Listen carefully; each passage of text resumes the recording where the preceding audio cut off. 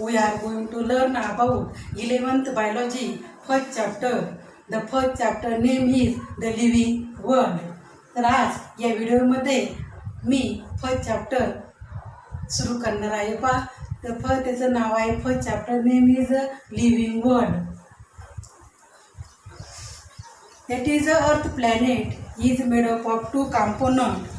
Planet earth is made up of two components. जे अर्थ आहे ती अर्थ त्यामध्ये दोन कंपोनंट असतात पहा. That is the first component is a biotic component आणि सेकंड आहे Biotique component. Planet earth is made up of two components. First component is a biotic component and second component is the biotic component. या दोन यामध्ये component असतात पहा. आता abiotic म्हटलं, abiotic मध्ये कोणते फॅक्टर येतात? That is a non living factor येतात पहा. अबायोटिक कंपोनंट्स मध्ये कोणते फॅक्टर येतात? Non living. आणि बायोटिक मध्ये कोण येतं? Living factor. तर जे ऑर्गॅनिझम असतात, लिव्हिंग जे ऑर्गॅनिझम असतात या पृथ्वी तलावरती, ते ऑर्गॅनिझममध्ये त्या ऑर्गॅनिझमचे दोन टाईप आहे पहा. नॉन लिव्हिंग ऑर्गॅनिझम आणि सेकंड टाईप आहे लिव्हिंग ऑर्गॅनिझम. मग हे जे नॉन लिव्हिंग जे असतात ऑर्गॅनिझम ते बायोटिक कंपोनंटमध्ये मोडतात आणि जे लिव्हिंग ऑर्गॅनिझम असतात ते बायोटिक कंपोनंटमध्ये मोडतात पहा. आता यामध्ये जर आपण पाहिलं तर या लिव्हिंग आणि नॉन लिव्हिंग, तर लिव्हिंग कोणाला म्हणायचं, नॉन लिव्हिंग कोणाला म्हणायचं? तर जे लिव्हिंग असतात ते दॅट इज हे काय करतात? That is can move. ते काय करतात? हालचाल करू शकतात. त्यांना काय म्हणतात? मूव. त्यामध्ये त्यांना म्हणायचे living. Who can move that is called as living. आणि नॉन लिव्हिंग म्हणजे काय? हू कॅनॉट मूव. जे हालचाल करू शकत नाही त्यांना काय म्हणतात? नॉन लिव्हिंग असं म्हणतात. हा डिफरन्स आहे पहा. डिफरन्स बिटवीन नॉन लिव्हिंग आणि लिव्हिंग. लिव्हिंग म्हटलं का हू कॅन मूव म्हणजे स्वतः हालचाल करतात त्यांना म्हणायचं लिव्हिंग. आणि नॉन लिव्हिंगमध्ये जे हालचाल करू शकत नाही, who cannot move, it is called as a non living. आता लिव्हिंग हे जे लिव्हिंग ऑर्गॅनिझम असतात, हे लिव्हिंग ऑर्गॅनिझम जे सारे जे फंक्शन असतात, पूर्ण जे फंक्शन असतात ते काय करतात? लिव्हिंग ऑर्गॅनिझम परफॉर्म करतात. आणि जे नॉन लिव्हिंग असतात ते जे फंक्शन असतात ते परफॉर्म करू शकत नाही, त्यांना म्हणायचं नॉन लिव्हिंग ऑर्गॅनिझम. हा डिफरन्स आहे पहा. त्यामध्ये जे प्लॅनेट अर्थ आहे, या प्लॅनेट अर्थमध्ये हे दोन कंपोनंट आहे, अबायोटिक कंपोनंट आणि बायोटिक कंपोनंट. आणि अबायोटिक कंपोनंटमध्ये नॉन लिव्हिंग ऑर्गॅनिझम येतात आणि बायोटिकमध्ये लिव्हिंग ऑर्गॅनिझम येतात पहा. हा डिफरन्स आहे यामध्ये. लिव्हिंग कोणाला म्हणायचं? नॉन लिव्हिंग कोणाला म्हणायचं? Living. Who can move that is called as a living and who cannot move it is called as a non living. आणि जे लिव्हिंग ऑर्गॅनिझम असतात त्या लिव्हिंग ऑर्गॅनिझममध्ये जे फंक्शन असतात ते फंक्शन काय होतात? सगळे परफॉर्म केले जातात. आणि जे नॉन लिव्हिंग ऑर्गॅनिझम असतात त्यामध्ये सारे फंक्शन जे असतात ते परफॉर्म होत नाही, त्यांना म्हणायचं नॉन लिव्हिंग. आता नेक्स्ट टॉपिक आहे पहा. यामध्ये बेसिक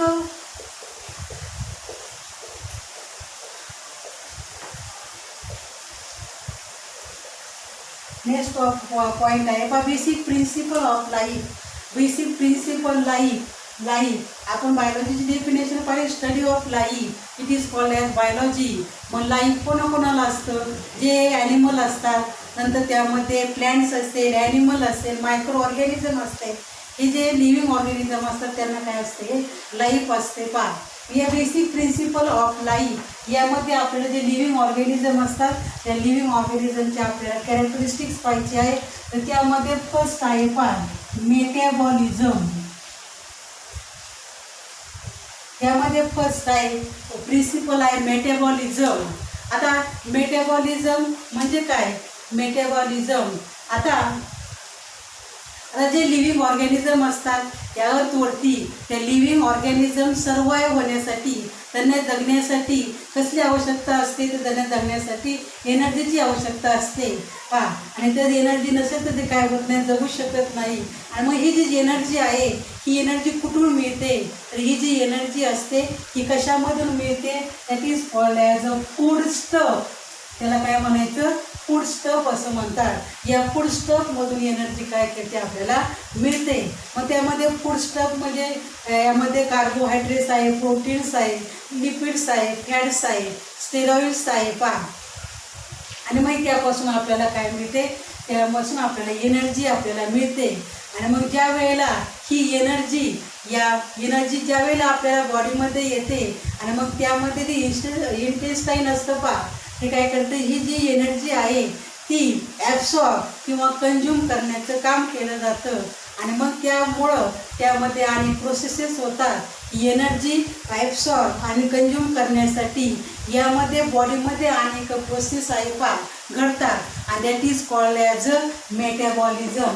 त्याला काय म्हणतात, मेटाबॉलिझम असं म्हणतात मग त्यामध्ये आपल्या बॉडीमध्ये ती एनर्जी आली, त्यामध्ये ती बॉडी कंझ्युम केली जाते, नंतर ॲब्सॉर्ब केली जाते. आणि मग that is a living beings once produce has to survive. मग या एनर्जी लिव्हिंग बीइंग्स जे असतात ही once produce has to survive and for survival it need energy and many chemical molecules. आपल्याला ते आता सांगितलं, जे लिव्हिंग ऑर्गॅनिझम असतात त्यांना सर्वाईव्ह होण्यासाठी त्यांना एनर्जीची आणि केमिकल मॉलिक्युलची काय असते, आवश्यकता असते. आणि for energy it has to perform metabolism. आणि मग ते एनर्जी जी असते ती बॉडीमध्ये त्यामध्ये एनर्जी कंझ्युम आणि ॲब्सॉर्ब केली जाते. आणि मग त्यासाठी अनेक या केमिकल्स म्हणजे त्यामध्ये अनेक प्रोसेसेस घडतात आणि त्या प्रोसेसला म्हणतात मेटाबॉलिझम असं पण म्हणतात आणि ही एनर्जी जी आहे त्या एनर्जी म्हणजे काय, the capacity or ability to do work. म्हणजे आपल्याला जे काम करण्याची जी क्षमता असते ती capacity or ability to do work, जे काम करण्याची क्षमता किंवा त्याला म्हणतात कॅपॅसिटी असं म्हणतात. काम करण्याची जी क्षमता असते, जी ॲबिलिटी असते त्याला म्हणतात एनर्जी असं म्हणतात मग आता हे जे मेटाबॉलिझम आहे, मेटाबॉलिझम म्हणजे काय, the making and breaking of energy molecule is called as metabolism.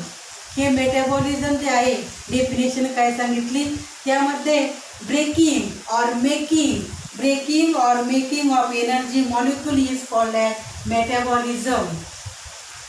Breaking or making of energy molecule is called as metabolism. आणि हे जे मेटाबॉलिझम आहे त्याच्यात दोन स्टेप, दोन त्याचे टाईप, कॅटॅबोलिक आणि ॲनाबोलिक. हे जे मेटाबॉलिझम आहे हे दोन टाईपने घडते कॅटॅबॉलिझम म्हणा. फर्स्ट टाईप कॅटॅबॉलिझम आणि सेकंड आहे ॲनाबॉलिझम. हे जे मेटाबॉलिझम आहे ते दोन टाईप आहे. फर्स्ट कॅटॅबॉलिझम आणि सेकंड आहे ॲनाबॉलिझम. कॅटॅबॉलिझम म्हणजे काय, breaking of energy molecule is called as catabolism. आणि ॲनाबॉलिझम म्हणजे काय, the making of energy molecule is called as anabolism. आणि या दोन हे जे आहे ही मेटाबॉलिझम आहे जे आपल्या बॉडीमध्ये घडतं ते मेटाबॉलिझम. त्यामध्ये प्रोसेस घडतात फर्स्ट कॅटॅबॉलिझम आणि ॲनाबॉलिझम. कॅटॅबॉलिझम म्हणजे काय, breaking of energy molecule is called as catabolism. आणि ॲनाबॉलिझम म्हणजे काय, the making of energy molecule is called as anabolism. तर अशा प्रकारे हे जे आहे हे बेसिक प्रिन्सिपल आहे फर्स्ट मेटाबॉलिझम. मेटाबॉलिझम म्हणजे काय सांगितलंय, the breaking or making of energy molecule is called as metabolism. आणि हे मेटाबॉलिझम याच्यात दोन प्रोसेस आहे, कॅटॅबॉलिझम आणि ॲनाबॉलिझम. त्यामध्ये breaking of energy molecule is called as catabolism and the making of energy molecule is called as anabolism. असे हे first principle आहे मेटाबॉलिझम. आता सेकंड प्रिन्सिपल आहे पहा, growth and development. Second principle आहे growth and development. From birth, organisms show tendency of growth and development. From birth, organisms show tendency of growth and development. आणि मग आपल्या जन्मानंतर जे ऑर्गॅनिझम असतात, जन्म झाल्यानंतर जे ऑर्गॅनिझम असतात ते ऑर्गॅनिझम ग्रोथ अँड डेव्हलपमेंट ही काय दाखवतात, टेंडन्सी दाखवतात. म्हणजे त्यामध्ये ऑर्गॅनिझम जन्मला तर ऑर्गॅनिझम आहे तसाच राहत नाही. त्या ऑर्गॅनिझममध्ये काय होते, त्याच्यामध्ये ग्रोथ होते आणि डेव्हलपमेंट होते. ग्रोथ अँड डेव्हलपमेंट ह्याच्या दोन टर्म आहे.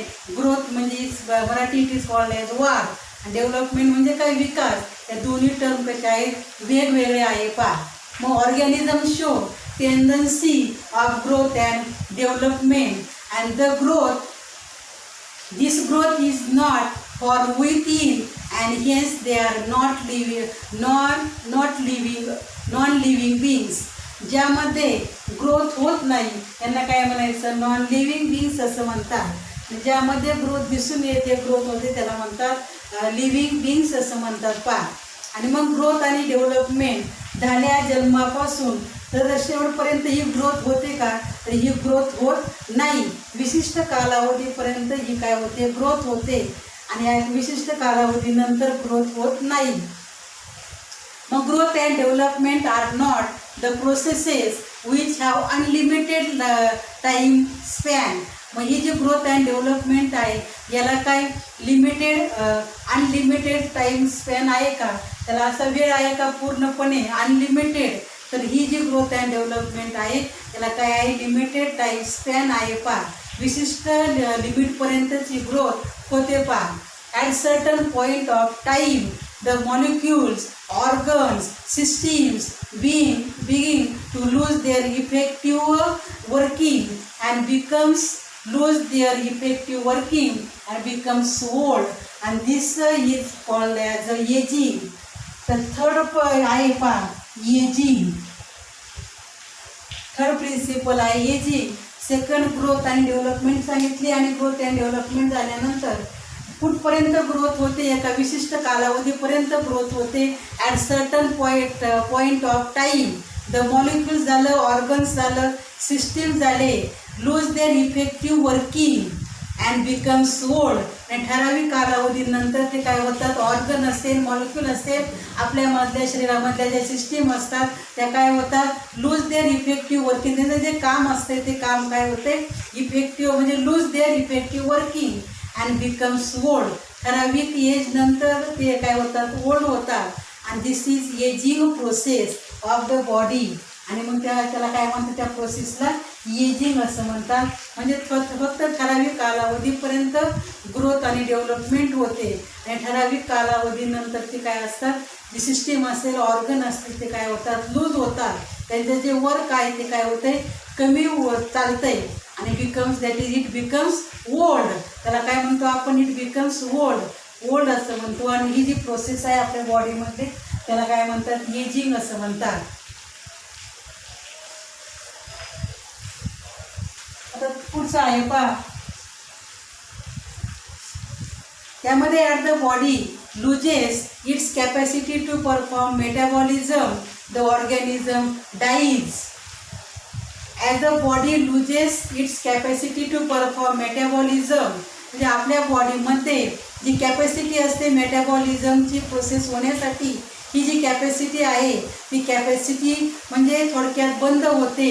म्हणजे जे ॲनाबॉलिक आणि कॅटाबॉलिक ज्या प्रोसेस असतात त्या होत नाही.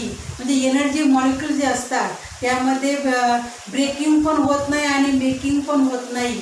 आणि त्यावेळेला ती मेटाबॉलिझम काय होते, थोडक्यात बंद होते. आणि त्याला म्हटलं असं झालं, that is the organism dies. आणि ऑर्गॅनिझम काय होतो, डाईज होतो पहा. ज्या वेळेला as the body loses its capacity to perform metabolism the organism dies. मग त्यामध्ये जे मेटाबॉलिझम जी प्रोसेस आहे त्यामध्ये काय होतं, एनर्जी जे मॉलिक्यूल असतात ते एनर्जी मॉलिक्यूल ब्रेक्स होतात आणि काय काय होतात, making and breaking of energy molecule, that is called as metabolism आपण शिकलो. आणि ही जी मेटाबॉलिझमची जी प्रोसेस आहे, ज्या म्हणजे त्या ऑर्गॅनिझमच्या बॉडीमध्ये होत नाही, म्हणजे एनर्जी मॉलिक्यूलचं ब्रेकिंग पण होत नाही आणि मेकिंग पण होत नाही, म्हणजे ती थोडक्यात मेटाबॉलिझमची प्रोसेस काय होते, बंद पडते. आणि त्यावेळेला आपण म्हणतो that is the organism dies म्हणतो. पहा नंतर पुढचं आहे, पुढचा पॉईंट आहे स्टराईल. आता स्टराईल कोणाला म्हणायचं, त्यामध्ये स्टराईल डू नॉट रिप्रोड्यूस. ज्या लिव्हिंग जे ऑर्गॅनिझम असतात त्या लिव्हिंग ऑर्गॅनिझमच्या बॉडीमध्ये त्यामध्ये रिप्रोडक्शनची प्रोसेस होत नाही, डू नॉट रिप्रोड्यूस, त्यामध्ये रिप्रोडक्शन होत नाही. त्याचं फॉर एक्झाम्पल आहे मूल्स आहे. पहा त्याचं एक्झाम्पल कोणतं आहे, मूल्स म्हणजे एक प्रकारचा हा काय आहे, ॲनिमल आहे. पहा त्यामध्ये त्या बॉडीमध्ये दॅट इज डू जशी क्षमता नसते रिप्रोडक्शनची, डू नॉट रिप्रोड्यूस, आणि त्या ऑर्गॅनिझमला काय म्हणतात, स्टराईल असं ऑर्गॅनिझम असं म्हणतात. डू नॉट रिप्रोड्यूस, त्यामध्ये रिप्रोडक्शनची प्रोसेस होण्याची क्षमता नसते, त्याला म्हणायचं स्टराईल ऑर्गॅनिझम्स असं म्हणतात. पहा पुढचं आहे आता रिप्रोडक्शन. पुढचं आता रिप्रोडक्शन म्हणजे काय, रिप्रोडक्शन म्हणजे प्रत्येक जो लिव्हिंग ऑर्गॅनिझम असतो तो लिव्हिंग ऑर्गॅनिझम आपल्यासारखं दुसरा लिव्हिंग ऑर्गॅनिझम तयार करतो, म्हणजे आपल्यासारखाच, that is called as a reproduction. म्हणजे तशी लिव्हिंग ऑर्गॅनिझममध्ये कशी असते, त्याची ॲबिलिटी असते, आपल्यासारखा दुसरा जीव निर्माण करण्याची जी क्षमता असते, आणि त्या कॅपॅसिटीला काय म्हणतात, रिप्रोडक्शन असं म्हणतात. फॉर एक्झाम्पल आहे मँगो सीड आहे, ते मँगो सीड जर आपण लावली तर त्यापासून काय होते, मँगो प्लॅन्ट तयार होते. पहा फॉर एक्झाम्पल सांगितलं रिप्रोडक्शन, जे प्रत्येक लिव्हिंग ऑर्गॅनिझम जो असतात ते लिव्हिंग ऑर्गॅनिझम आपल्यासारखा दुसरा म्हणजे दुसरा जीव निर्माण करतो, त्याला म्हणतात reproduction. That is a reproduction. Life has to continue when the organism tries to produce a young one like itself. म्हणजे जो लिव्हिंग ऑर्गॅनिझम असतो तो लिव्हिंग ऑर्गॅनिझम आपल्यासारखा दुसरा लिव्हिंग ऑर्गॅनिझम तयार करतो. आणि हे जे रिप्रोडक्शन आहे त्या रिप्रोडक्शनचे दोन टाईप आहे. पहा असेक्शुअल आणि सेक्शुअल. या रिप्रोडक्शनचे दोन टाईप आहे, असेक्शुअल आणि सेकंड आहे सेक्शुअल. असेक्शुअल म्हणजे that is a sex organ त्यामध्ये नसतात, आणि सेक्शुअल म्हणजे यामध्ये काय असतात, मेल गॅमेट आणि फिमेल गॅमेट्स हे सेक्स ऑर्गन असतात. त्यामध्ये फ्युजन ऑफ मेल आणि फिमेल गॅमेट, त्यामध्ये मेल आणि फिमेल गॅमेटचं फ्युजन झाल्यानंतर त्या प्रोसेसला म्हणतात सेक्शुअल रिप्रोडक्शन्स असं म्हणतात. आणि असेक्शुअलमध्ये सेक्स ऑर्गन नसतात, त्यामध्ये असेक्शुअल त्याला म्हणायचं असेक्शुअल रिप्रोडक्शन. त्यामध्ये हे जे असेक्शुअल रिप्रोडक्शन आहे, असेक्शुअल रिप्रोडक्शन घडतं with the help of A spore. हे जे स्पोर असतात त्यामार्फत हे असेक्शुअल रिप्रोडक्शन घडतं. थोडक्यात लक्षात ठेवा, यामध्ये सिंगल गॅमेट असतात, त्यामध्ये दोन गॅमेट्स असतात. पहा आता नंतर आपण ते रिप्रोडक्शन म्हणजे काय ते आपण डिटेलमध्ये शिकणार आहोत. आता फक्त लक्षात ठेवा, सेक्शुअलमध्ये सिंगल गॅमेट आणि यामध्ये 2 गॅमेट्स असतात. पहा नंतर रिप्रोडक्शन झालं. आता नेक्स्ट आहे त्यामध्ये युनिक यामध्ये कॅरेक्टर आहे. पहा त्यामध्ये any living beings respond to thermal, chemical and biological changes. जे लिव्हिंग बीइंग्स असतात, हे जे सजीव असतात, दॅट इज अ रिस्पॉन्ड. त्यामध्ये ते थर्मल, केमिकल आणि biological, any living beings respond to thermal, chemical and biological changes in the surrounding, and this is the unique property of living beings. या living बीइंगच्या या युनिक प्रॉपर्टीज आहे. पहा thermal म्हटलं तर त्यामध्ये थर्मल म्हणजे काय, त्यामध्ये हीट असते. हीट थर्मल मीन्स हीट आहे. पहा त्यामध्ये जे लिव्हिंग ऑर्गॅनिझम असतात त्यामध्ये लिव्हिंग ऑर्गॅनिझमची जी बॉडी असते त्यामध्ये लिव्हिंग ऑर्गॅनिझम म्हटलं तर त्यामध्ये ॲनिमल असेल, ह्युमन बीइंग्स असेल, त्यामुळे त्या ऑर्गॅनिझममध्ये काय असते थर्मल ही प्रॉपर्टी असते पहा. थर्मल ही प्रॉपर्टी त्या लिव्हिंग ऑर्गॅनिझमच्या बॉडीमध्ये असते पहा. आणि केमिकल म्हटलं तर केमिकल म्हटलं का त्यामध्ये त्या आपल्या बॉडीमध्ये नॉर्मल जे Cl असेल, CO2 असेल, O2 असेल, अशा प्रकारचे याच्यामध्ये काय होतात केमिकल चेंजेस होत असतात. आणि बायोलॉजिकल म्हटलं तर बायोलॉजिकल चेंजेस म्हटलं that is a biological changes कोणते आहे? Growth and development. ते बायोलॉजिकल चेंजेस आहे पहा, ग्रोथ अँड डेव्हलपमेंट याला म्हणतात बायोलॉजिकल चेंजेस आपल्या लिव्हिंग ऑर्गॅनिझममध्ये होत असतात. तर अशा प्रकारे हे जे लिव्हिंग बिंग असतात या लिव्हिंग बिंग्समध्ये युनिक प्रॉपर्टी दाखवतात पहा. Any living beings respond to thermal, chemical and biological changes in the surrounding and this is the unique property of living beings. अशा या युनिक प्रॉपर्टी आहे पहा. तर हे आपण हे बेसिक प्रिन्सिपल ऑफ लाईफमध्ये शिकलो पहा. थोडक्यात या लिव्हिंग ऑर्गॅनिझमचे ह्या कॅरेक्टरिस्टिक्स आहे लक्षात ठेवा. त्यामध्ये मेटाबॉलिझम पाहिले, ग्रोथ अँड डेव्हलपमेंट. नंतर मेटाबॉलिझम म्हणजे काय? The breaking and making of energy molecule is called as metabolism. आणि मेटाबॉलिझमचे 2 टाईप आहेत त्यामध्ये कॅटॅबॉलिक आणि ॲनाबॉलिक. कॅटॅबॉलिक म्हटलं का त्यामध्ये breaking of energy molecule is called as catabolic. आणि ॲनाबॉलिक म्हटलं का the making of energy molecule is called as anabolic. This is called as a metabolism. त्यामध्ये growth and development, growth and development नंतर हे जे ठराविक वयापर्यंतच काय होते? ग्रोथ होते. आणि एका विशिष्ट कालावधीपर्यंत ॲट सर्टन टाईम मग त्यावेळेला काय होते? जे आपले इफेक्टिव्ह जे वर्किंग असतं ते काय होतं? थोडक्यात स्लो होतं, कमी होतं. त्याला इट बिकम्स ओल्ड त्याला म्हणतो आपण इट बिकम्स ओल्ड. आणि this process is called as ageing. त्या प्रोसेसला काय म्हणतात? एजिंग असं म्हणतात. नंतर स्टराईल ऑर्गॅनिझम पण असतात. स्टराईल ऑर्गॅनिझम कोणाला म्हणायचं? They do not reproduce. ज्यामध्ये रिप्रोडक्शनची प्रोसेस होत नाही त्यांना म्हणायचं स्टराईल. फॉर एक्झाम्पल म्यूल्स सांगितले जे एक प्रकारचे एक ॲनिमल आहे पहा. नंतर रिप्रोडक्शनमध्ये सांगितले रिप्रोडक्शन म्हणजे काय? मराठीमध्ये सांगते पहा लिव्हिंग ऑर्गॅनिझम जे असतात ते लिव्हिंग ऑर्गॅनिझम आपल्यासारखे दुसरा लिव्हिंग ऑर्गॅनिझम आपल्यासारखा दुसरा निर्माण करतो त्याला म्हणायचं रिप्रोडक्शन. हे 2 टाईप आहे, सेक्शुअल आणि सेक्शुअल. नंतर त्यामध्ये जे युनिक प्रॉपर्टी असतात लिव्हिंग बिंगच्या त्या थर्मल, केमिकल आणि बायोलॉजिकल हे चेंजेस त्यामध्ये होत असतात पहा. थर्मल म्हटलं का हीट म्हणजे थर्मल प्रॉपर्टी त्यामध्ये लिव्हिंग ऑर्गॅनिझमच्या बॉडीमध्ये असते पहा.